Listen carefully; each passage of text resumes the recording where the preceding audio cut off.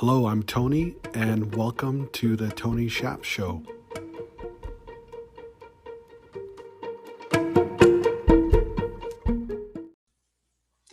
Well, hello, everybody. Welcome back. This week, I have a special guest with us. His name is Spencer. I can't wait for him to share with you who he is, what he's all about, and especially his business. So with that said, Spencer, I wanted to give you a big, warm welcome from the Tony Shap Show, and welcome. Appreciate it. Nice to meet you, Tony. Same here. We're super excited to have you, and I know you're going to deliver some jam-packed value to our listeners, whether if they're watching this on YouTube or listening to podcasts as you're driving or working out and stuff like that. So, as with that said, let's start with the one word open. What's the one word you could use to describe how you're feeling right now as we kick it off? Focused. Awesome, perfect. And let's go right into your business. So, tell us about your business, the story, how you got started, like your why, and then how they evolved to where you are today and where you're going. Sure. So the business is, how you classify cliently. It's a sales engagement tool, which is really meant to help salespeople from everything from a BDR, business development rep, to SDR and account executives work with their contacts in a more personalized and efficient way. The reason it got started is before this, I was with another Saas called PandaDoc. I was a very early employee there, helped scale those processes, and from there learned a lot about what was sort of missing with the tools that were out there today to help different salespeople be able to do the things I mentioned, whether that was engaging new prospects, whether that was working with clients they had within their sales cycles, etc. And so I left there about 4 years ago and founded Cliently to start that journey. That's awesome. That's interesting how you saw a need and your improvement areas, and you launched Cliently. That's really awesome. So let's talk about a recent win. Is there something that you're proud of in business context that you want to share with us and what you learned from it? Yeah, I mean, this wasn't necessarily, always talk about a recent win with bringing on new big clients, and we've had a couple of those lately. But I think what would be more interesting, which is a little bit of a more long-term win, was Cliently the first couple of years. We struggled to get off the ground because of not just having the right pieces in place, and it really kept making us go backwards. Essentially, really the biggest thing that we did in succeeding in the early stages was to stay in business. So about a couple of years ago, we really went back and focused on the people we brought into the team. Brought back a couple of early hires that I had in PandaDoc, got some referrals from some of our investors, including Active Capital, to help bring in the right tech talent. And so I'd really say the biggest win is sort of reshaping the team over the last 2 years to ones that have had not only the skill set, but the experience working for in different roles for other successful SaaS companies. And that's really reshaped our company. That's beautiful. Let's talk about the other side of that. So what's something that's not a win, unfortunately, that you experienced and you can share with us, that way our audience listening, whether if they're a founder, an investor, or looking to start something up, or just general value that you could deliver. What's something that didn't go as planned, and what did you learn from it, Spencer? Yeah, I mean, I think it would probably go back to parts of the story I just mentioned in developing the product. It seemed to be always, one step forward and three steps backwards. Being a sole founder, didn't have, unfortunately, that technology partner. And when you're building a SaaS, which is technology based, that can be really difficult. Now we have, a great CTO, a great senior engineer in place. And so in terms of, where we made mistakes is probably not investing enough time and resources to finding the right people to start the company. And what happens with that is you're still, it's not just getting the right people in place and everything's fixed. You're going to have some technical debt just to get back to an even playing field there. And so a big learn for us was making sure you had the right people from the technology side out of the gate. Really, really important. Excellent.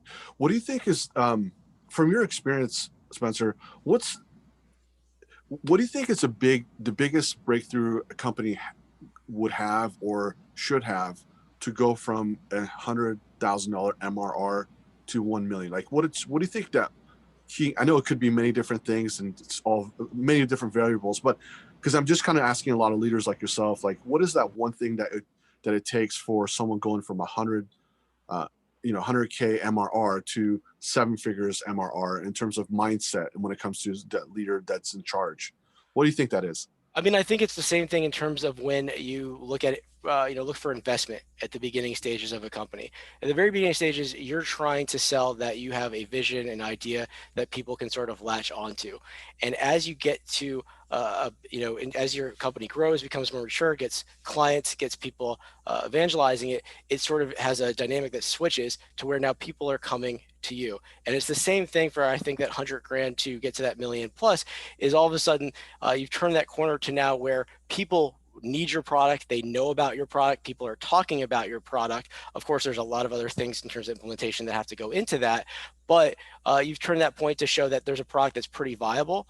And so it's making sure at that point you get the right exposure, but you now have a product that people have shown they want. And so it's just making sure you get in front of enough people, really. That's beautiful.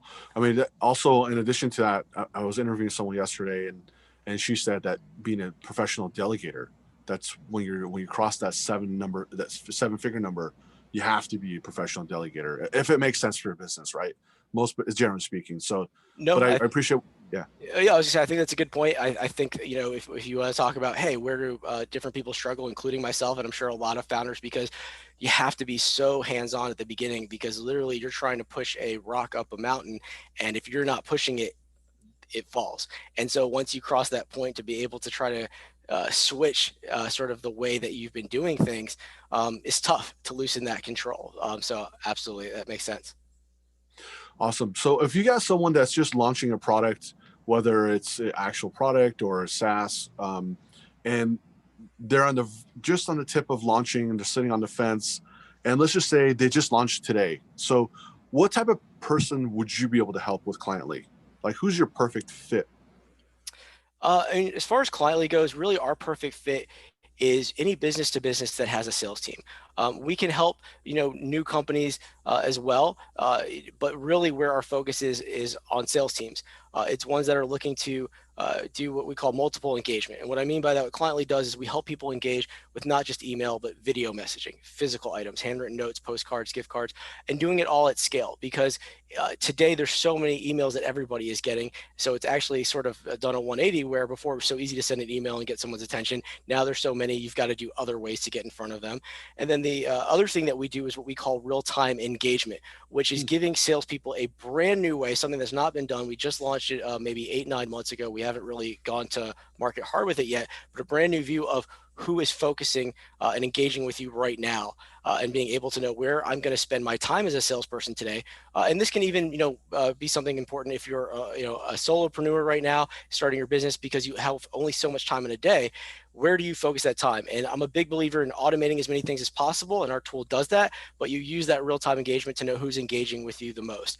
So I'm not sure if that answered your question, Tony, but hopefully I touched on it a little bit. No, that was wonderful. That's exactly what I wanted, because that way, someone who's listening now, they can understand like exactly how you help, and especially if they're B2B.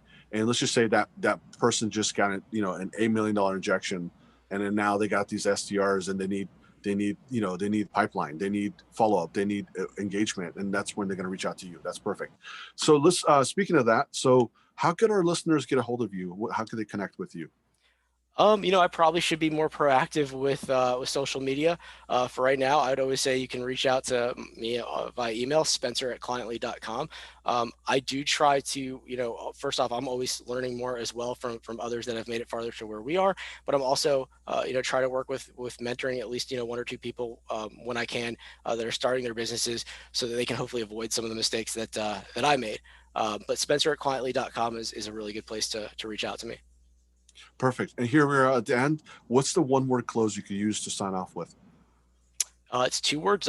Still focused. Yeah, Perfect. I love it. Awesome. Spencer, thank you so much for coming on to the Tony Shap Show. And thanks for giving us that value. I think it's going to be an eye opener for a lot of listeners that are either getting into business, and they could have that vision of when they get to that level, if they're trying to go from six, and also the people going from 6 figure MRR to 7 figures. That was a huge value piece that you gave them, and they could listen to and walk away from. So I can't wait to have you back on the show sometime soon just to catch up. Yeah, I appreciate it. Thank you so much, Tony. Thanks, Spencer.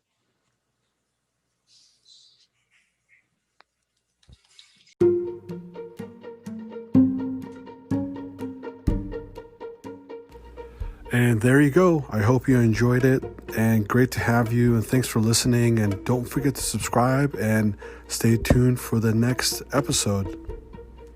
Till next time, onwards and upwards.